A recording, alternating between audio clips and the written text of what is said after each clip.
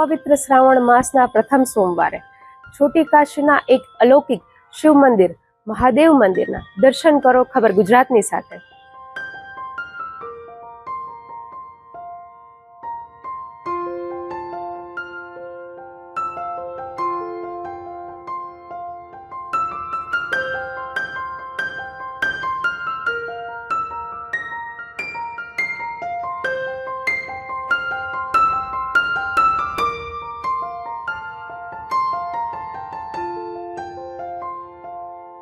વડોદરાના દીવાન મૂળશંકરભાઈ ભટ્ટ કે જેમના સ્વપ્નમાં દક્ષિણામૂર્તિ મહાદેવ આવે છે અને તેમને કહે છે કે રાજકારણ છોડી અને જામનગર અને દ્વારકામાં મારી પુનઃસ્થાપના કરો, ત્યારે જામનગરમાં શ્રાવણ સુદ છઠના દિવસે દક્ષિણામૂર્તિ મહાદેવ ભગવાનની સ્થાપના કરવામાં આવે છે।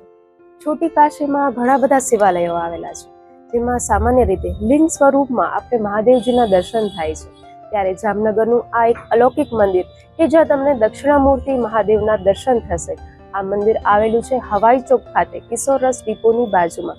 ગુજરાતમાં 2 સ્થળો પર દક્ષિણામૂર્તિ મહાદેવનું મંદિર આવેલું છે, જ્યારે દ્વારકામાં ગોમતી ઘાટ પર શિવલિંગની સાથે દક્ષિણામૂર્તિ બિરાજે છે, ત્યારે જામનગરમાં દક્ષિણામૂર્તિ મહાદેવ મંદિરના અલૌકિક દર્શન થાય છે। આ મંદિરની વિશેષતા એ છે કે જ્યાં દક્ષિણામૂર્તિ મહાદેવ હોય છે ત્યાં કાર્તિકેય ભગવાનની પણ સ્થાપના કરવામાં આવે છે।